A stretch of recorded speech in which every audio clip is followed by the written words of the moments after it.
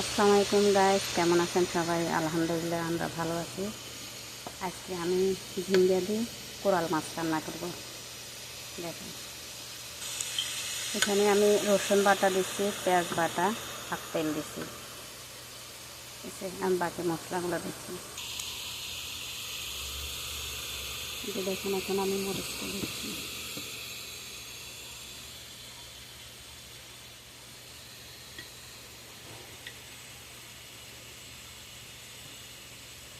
এরপরে হলুদটা দিচ্ছি, কারণ ঝিঙ্গা তরকারি মরিচ বেশি খাবে না। দেখেন, এখন আমি জিরা ধনিয়া দিচ্ছি।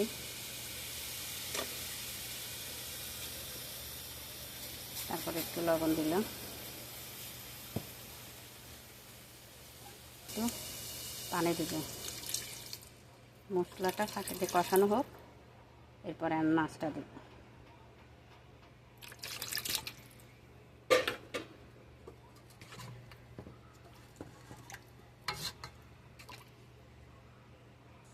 দেখেন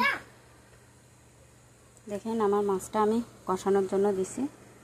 মাছ কষানো হতে হতে আমি ঝিঙ্গাটা কাটে নিচ্ছি। এই যে দেখেন, এবারে ফ্রেশ ঝিঙ্গে, এগুলো এখন আমি কোরাল মাছ দিয়ে রান্না করব।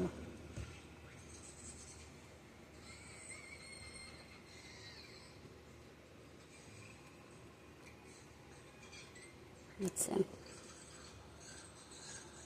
এগুলো একবারে ফ্রেশ পাইছে এনে দেখে আমার কাছে অনেক ভালো লাগছে। মনে হয় মাত্র গাছ থেকে পেরে নিয়ে আসছে, যার জন্য আমি আজকে 3টা ঝিঙ্গা কোরাল মাছ দিয়ে রান্না করব।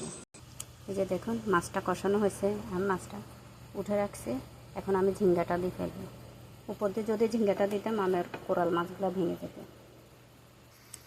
দেখেন, এখন আমি ঝিঙ্গাগুলো দিয়ে ফেলছি।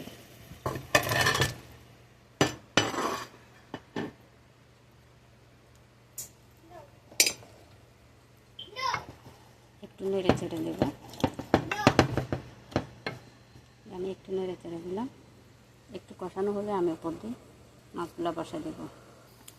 মাছটা উপর দিয়ে ফেলছি। তার 5 মিনিট কুক করে তারপরে আমি দিয়ে ফেলবো টমেটো। দেখেন, টমেটোগুলো দিয়ে ফেলতেছি।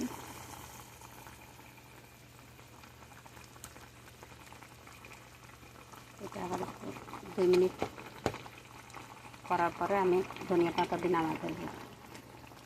দেখেন, কালারটা কত সুন্দর আসছে। এই যে দেখুন, আমি ধনিয়া পাতাটা দিয়ে ফেলতেছি, হয়ে গেছে। তো ভালো থাকেন, আল্লাহ হাফেজ। আসসালামু আলাইকুম। কেমন হচ্ছে জানাবেন।